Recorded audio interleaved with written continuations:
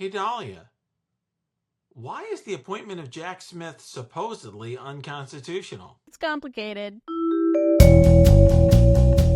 I'm Renato. I'm a former federal prosecutor, practicing lawyer, and legal analyst. And I'm Dahlia Lithwick. I cover the courts and the law for Slate, and I host their weekly podcast, Amicus. And we're here to help you understand topics that can't be boiled down into a soundbite or a tweet.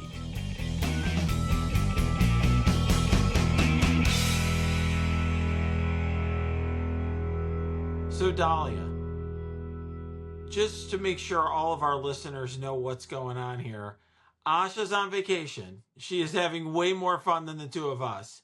And Dahlia is somebody I've admired for so long as a podcast host, and somebody who's been really covering the Supreme Court. And I thought this would be a good week for us to talk, because there's so much here really about the Supreme Court and how the Supreme Court in many ways has led us into the situation that we have today.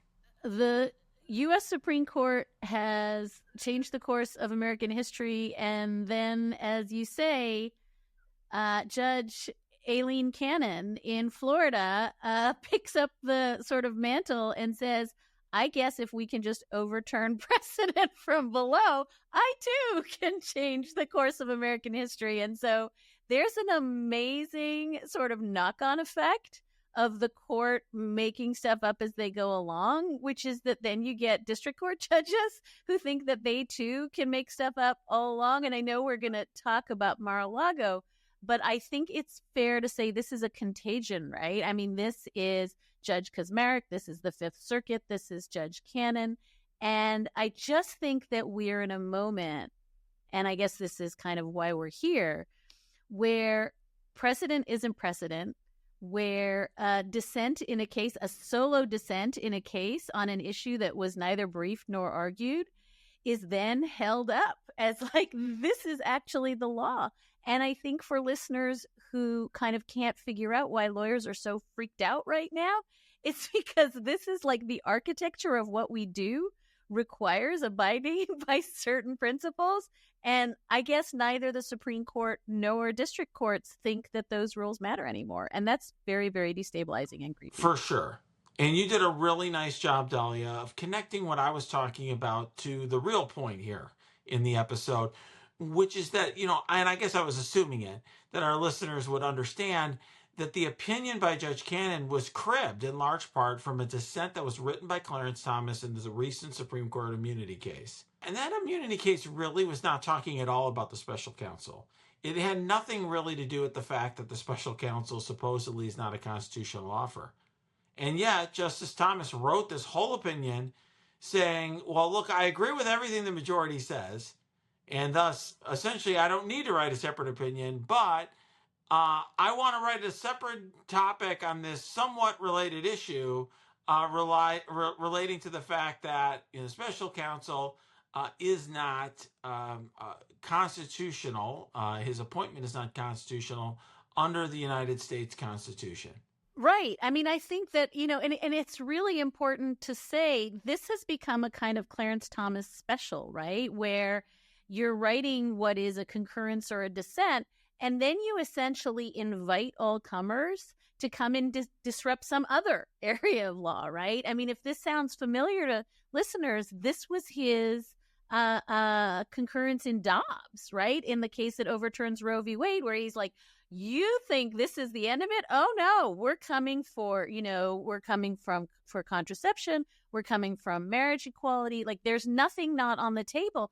And those invitations to lower courts are ways of saying that, again, you and I look at this and we're like, but that's crazy. That's a solo, concurrence in a decision that has nothing to do with that. But if you are a district court judge or a plaintiff that takes that as a signal to go ahead, why not bring a challenge to IVF?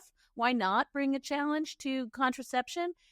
It becomes a sort of a perfect feedback loop of lawlessness.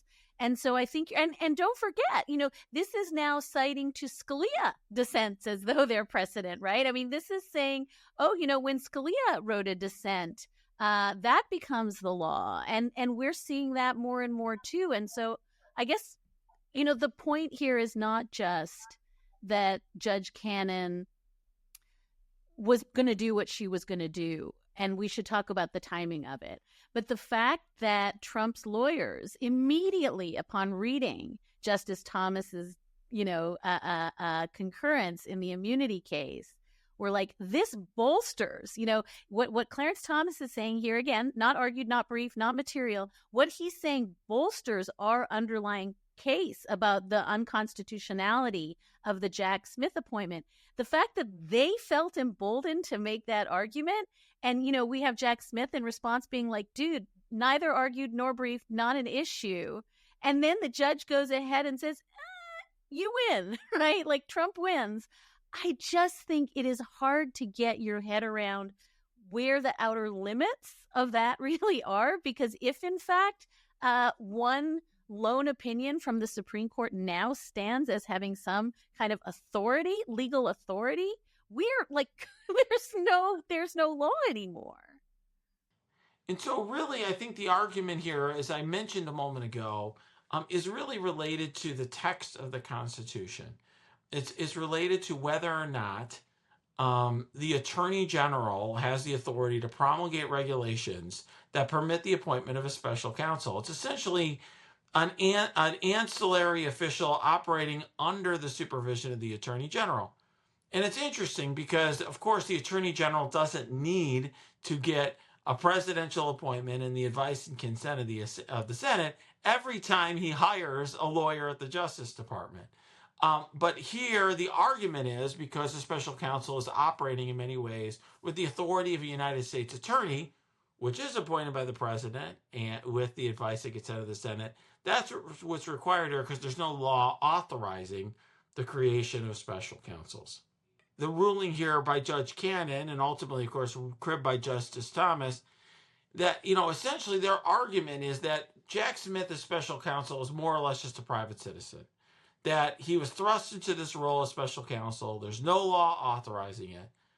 But as I say, a moment ago, there are regulations promulgated by the Attorney General. Essentially, the special counsel is, just trying to be giving a modicum of independence to this position that really is essentially an inferior employee reporting to the Attorney General. It's worth noting that this issue has been litigated a number of times before. This is not the first special counsel. There have been many of them, of course. And in fact, judges in the District of Columbia found that the special counsel was lawfully appointed back when we had Robert Mueller acting as special counsel, who was obviously not only investigating a variety of matters, but prosecuting people who raised this issue. And of course, there have been special counsels since that time as well, some very famous ones like Robert Hur. And of course, we've had the special counsel looking at the prior special counsel as well. Right. I had Matt Seligman on my podcast this week. He was the one who actually, this is also a piece of deep weirdness, where Judge Cannon was kind of like the QAnon do your own research judge, where she was like, this is an interesting question that, again, has nothing to do with the case. Why don't a bunch of amici come into my court and argue it, right? And so then you have random amicus,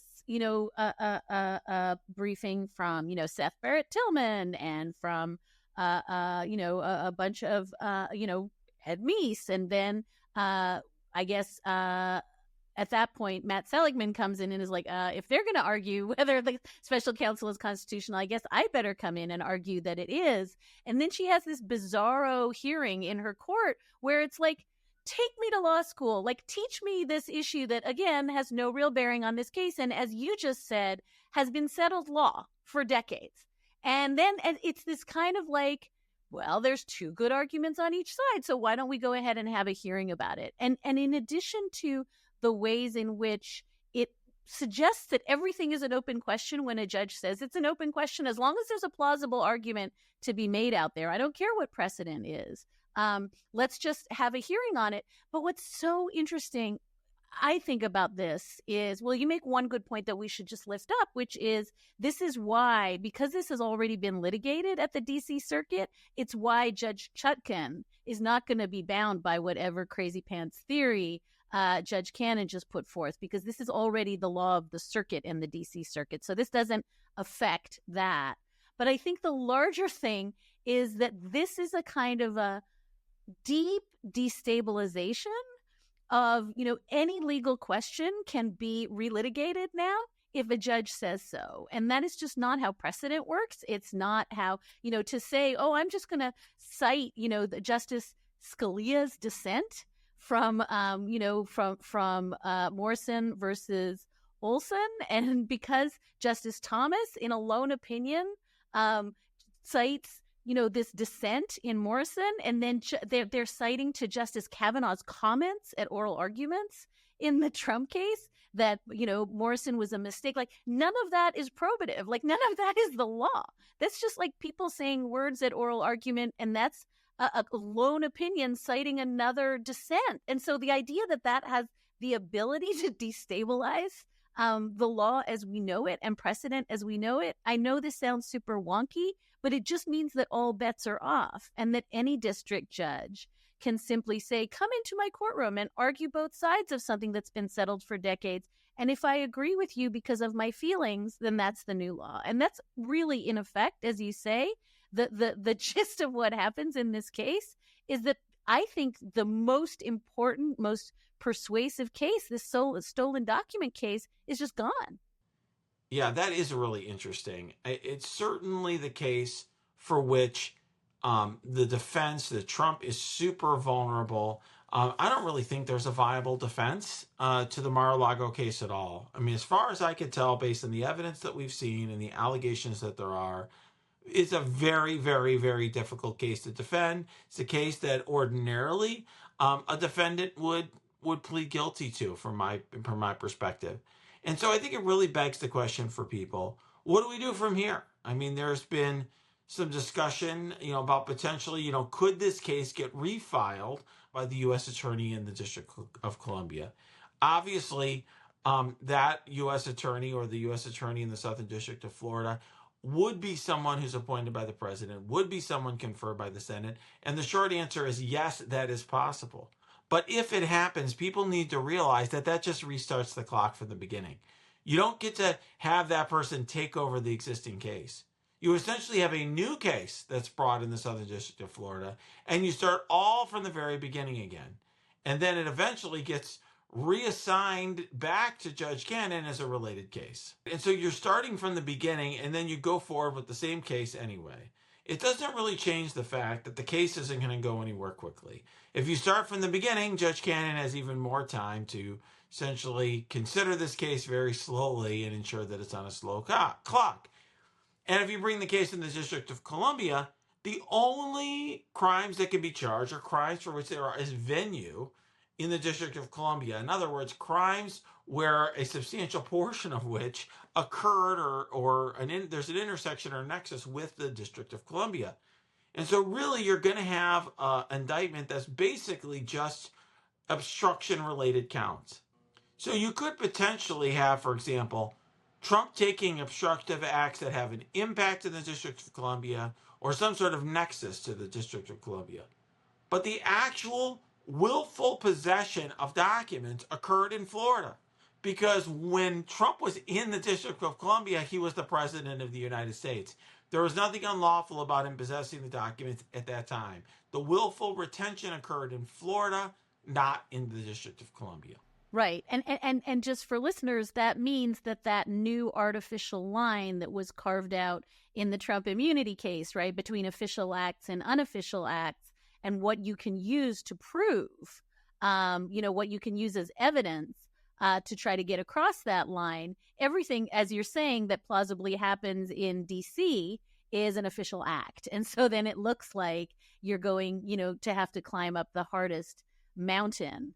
And I think that's right. I think the other thing is, we saw this week, Jack Smith filed notice that he's going to appeal. There's certainly, I think, a brisk argument happening in the legal commentariat about what's going to happen if this is appealed to the 11th Circuit, what kind of panel you're going to draw. There's also, I think, a very vigorous debate about whether Cannon should be removed from the case, whether they should seek to remove Cannon from the case. We know that the 11th Circuit has already spanked canon for overreach way earlier in this.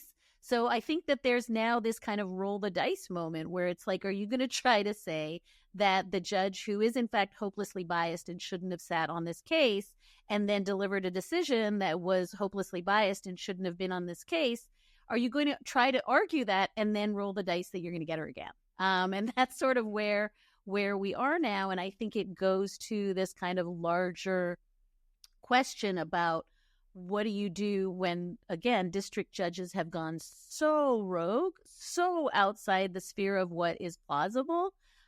We don't have mechanisms to check for that. Yeah, there are not a lot of mechanisms in general to deal with a judge who is doing something that is very unusual or very out of line, unless they're doing something that's abusive. They're abusing their power. And even in that circumstance, of course, there's been a lot of publication and reporting about judges who are literally engaging in abuse, like the recent case we had of the federal judge in Alaska who was sexually harassing his clerk. Oh, more than harassing them. Yep. Yeah, absolutely. Sexually assaulting. Harassing with his hands, I think, is what we call it. But of course, for the other clerks who weren't that he wasn't as hands-on with, he still was creating a very hostile, very sexually charged environment, totally unlawful and inappropriate conduct.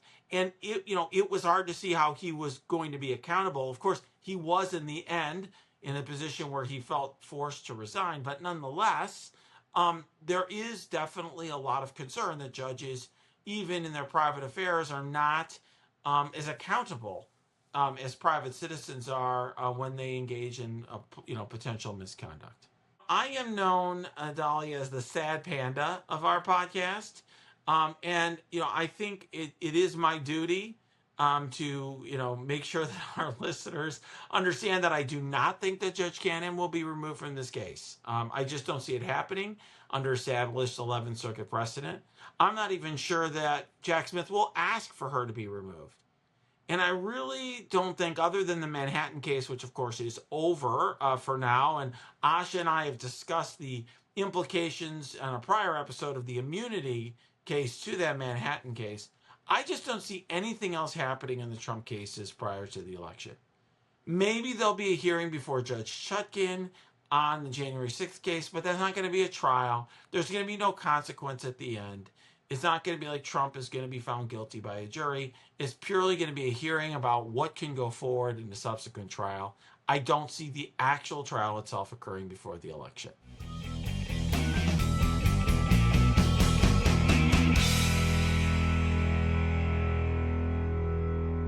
So Dahlia, when we were talking before this podcast about what topics we wanted to discuss, you raised such an important point, and one that I think has not been discussed enough.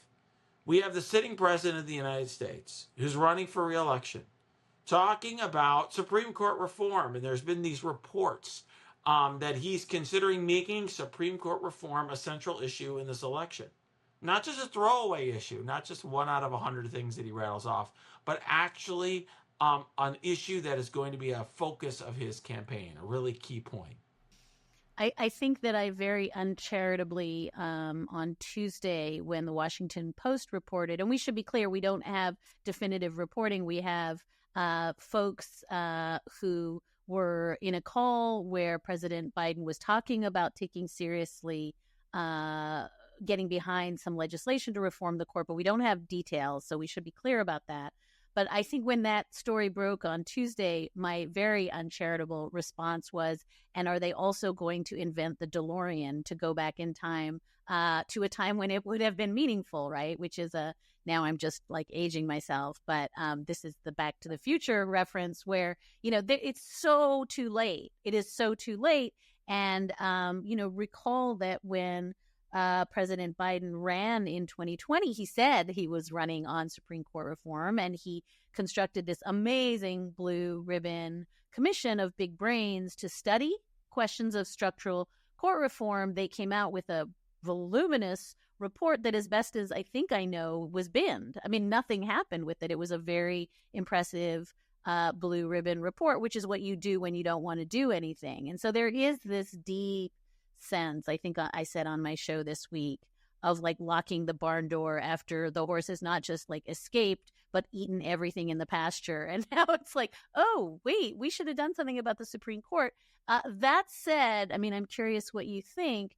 I do think that given that you need the House and a filibuster-proof majority in the Senate and the White House in order to sort of initiate most of these reforms, this is a choice to raise this as an election issue in a very compressed amount of time. That's the choice.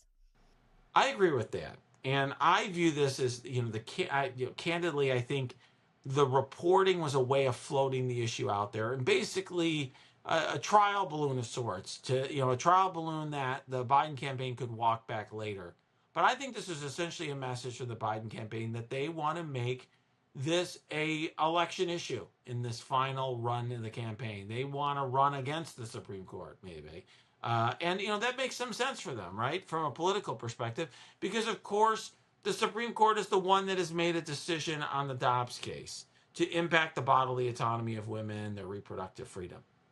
And by the way, this is the same Supreme Court that is making student loan changes that, and forgiveness that the administration wants, something that the administration can't do without Congress, and so forth. I think that they're just standing in the way between reproductive freedom and bodily autonomy, student loans, and a variety of other issues. I think there's a political case for the Biden administration to make regarding, why running against the court is the right thing for them to do from a political perspective. But from a legal perspective, to get back to that, I really think that, changing numbers on the court, the number of justices on the court, I think that's possible. It's something that was floated and very famously by Franklin Roosevelt back in the day, and that did sway members of the Supreme Court to change their mind on some issues related to the New Deal. There's a famous, saying it was a switch in time that saved 9. In other words, the 9 justices. But, I do think nowadays there is a concern about a race to the bottom, where you could have, for example, the Democrats trying to expand the court to 13, and then the Republicans coming into power and saying, okay, we're going to expand it to 19, and then you have a 100-person Supreme Court by the end. It ends up becoming a legal assembly rather than a Supreme Court, because there's always just an incentive for the next administration to increase the size of the Supreme Court. But putting that to one side, I just think some of the other potential reforms, to me, seem like things that the Supreme Court would decide for itself are unconstitutional. I'm curious what you think about that. So it's interesting because I think President Biden has made it clear. And again, I think the reporting from this week makes it clear he's not interested in adding seats to the court, even though, as you say, in some sense, that's an easy lift, right? There's nothing in the Constitution that says 9 justices. Historically, there have been 6 justices. There have been 13 justices. The number of justices has changed wildly over history. It didn't really get sealed in amber in sort of the public consciousness until, as you say, FDR was like, I think we should add some seats. And that's when that number 9 became sacred.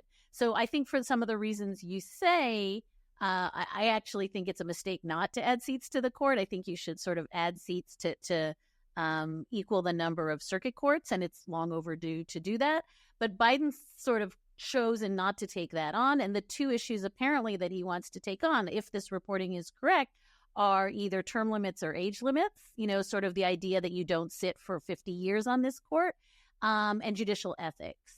And then I think there's a side bar that is interesting where I think he's been talking to constitutional scholars about what they can do to reverse the immunity decision. But that's not, court reform, that's a sort of substantive reform. So on the 2 issues, I think you're exactly right. It runs right into the maw of the court saying, make me, right? And we've heard Justice Alito very explicitly say, you can't impose ethics rules on us. And the court, when they created their hilarious new ethics rules last fall that are entirely voluntary and self-policing and apparently just recreational and amusing, the court was really clear. We have rules. And we will each adjudicate for ourselves how and if we follow them. And they have taken a strong view that there's a separation of powers issue if anyone were to try to enforce those rules is against the court. So that's the first piece.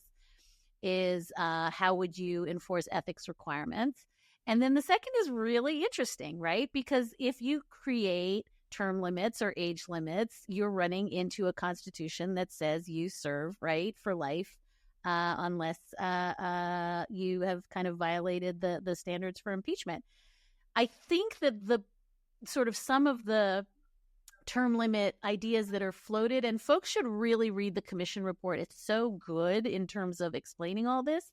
There are ways to do this where you say we're not removing you from the court. You take senior status, right? You do what Justice Souter and Justice O'Connor did, which is then you can sit, on bank panels. You can sit on circuit court panels. So there's ways, I think, to get around the idea that they're like summarily firing you.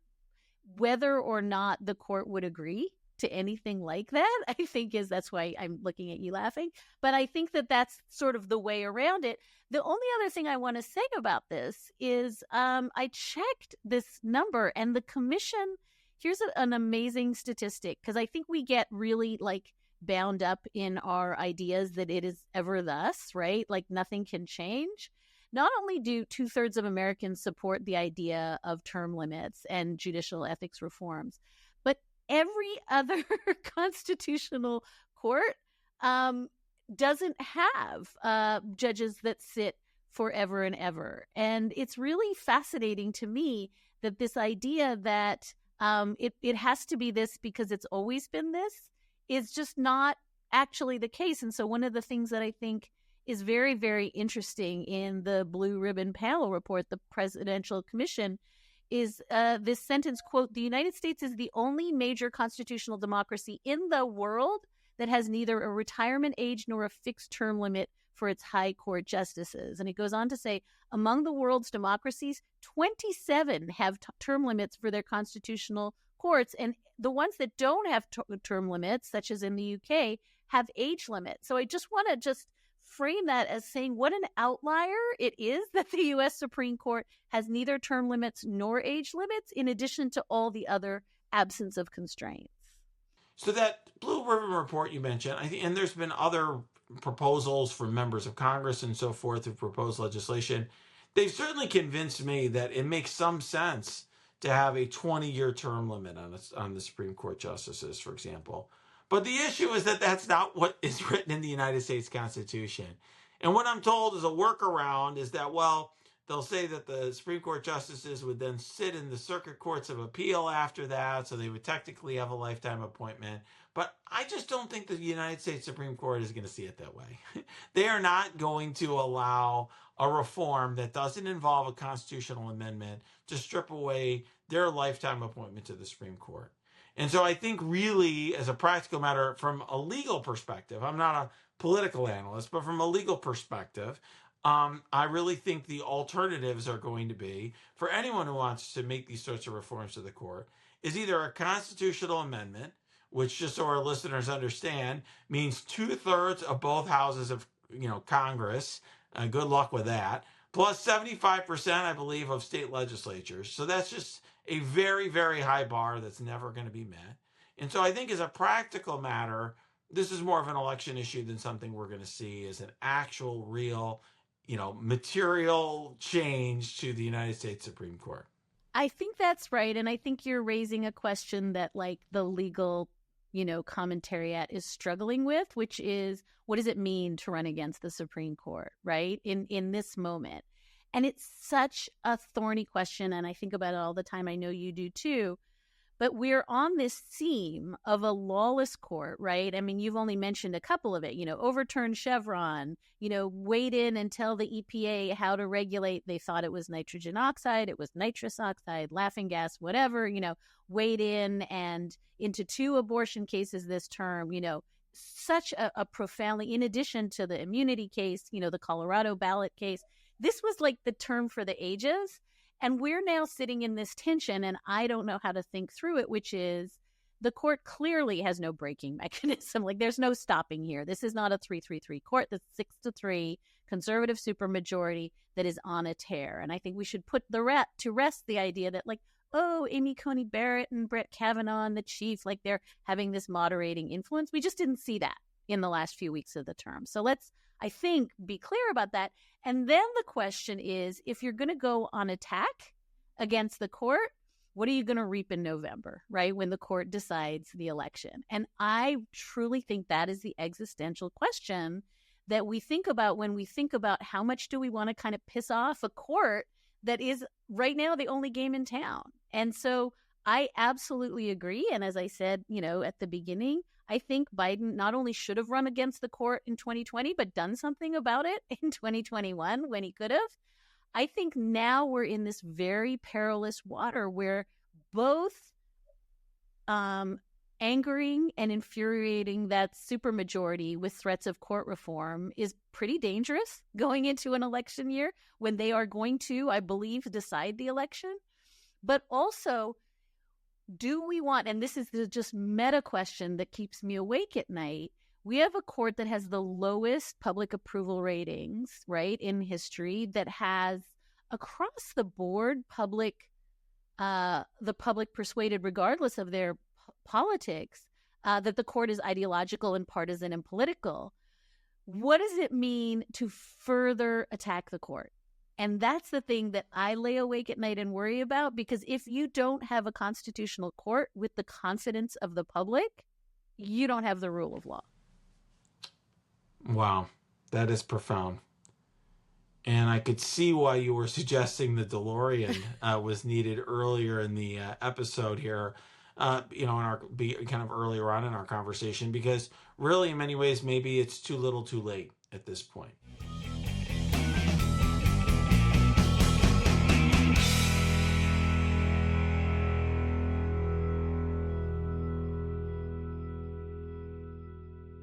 So, Dahlia, before we go, this isn't the first time we tried to record this podcast. I know you've run into some difficulties. What's been going on in your household? When you approached me about doing this podcast earlier in the week, I had the trifecta of my husband out of the country, my 19-year-old getting his wisdom teeth pulled, a catastrophic storm that buffeted the country, no power, no cell service. I was incredibly lucky that I was able to get his prescription for his pain meds filled like 10 minutes before the pharmacy closed for, 14 hours. But I feel like, tell me if I'm wrong, because everything feels so apocalyptic right now. I mean, we didn't even talk about the assassination attempt and President Biden's COVID. Like, it all feels so close to the skin right now that when you're literally sitting in the dark, teaching your 19-year-old how to tip the blackjack dealer as his mouth puffs out to epic proportions and there's no power. Oh, there was a dead mouse. Don't ask. It was next to the backgammon board. Like, it just feels like everyone is living like right up on the edge right now. For sure. And in our household, we actually had a bunch of tornado warnings, multiple tornado warnings. We ended up being in the basement. My mom actually was elderly, had to go into her basement as well. A lot of homes in our area had the power go out. So it has very much been a thing, all this extreme weather. And my wife is one of those people who, just thought this was super scary. And I think that's really a commentary of the time as well. I mean, this is a scary time for a lot of folks. And I have a lot of people asking me, what is the nation going to look like? What sort of world are we going to live in a year from now? Asha and I have talked a lot about Project 2025. We've been really concerned about, what might happen in a new administration. And boy, there's just been a lot of other scary things going on. I mean, obviously, over the last week, we had an assassination attempt against one of the major party candidates. And I think both, Dahlia, you and I thought that we're not really experts to be talking about an assassination attempt. And it's already been discussed at length by so many people, which is why we did not make that a topic today. But wow, I mean, what a time for us to be alive. We've had these elections that seem so important, the election of 2016, election obviously in 2020, these seem like ultimately everything was on the line. And here we go again in that same direction. And yet, in many ways, there is complete uncertainty as, to what is going to happen, what the next administration is going to look like, what the next year is going to look like, and what the United States is going to be like in the years to come. Maybe my tiny hopeful gloss is that people are so freaking kind. Like, the number of people who show up to help in those moments is breathtaking. And I think maybe as it feels as though immutable structures are wobblier than we thought, it's incredibly powerful to know that generous people rush into the vacuum and do good things for strangers. So that's what if you've driven where every single light for, many miles is out, and you're watching people politely letting other people, drive, like, that was my week. And maybe that's the thing that I have to sit with. Yeah, I hope so. Like Mr. Rogers used to say, find the helpers.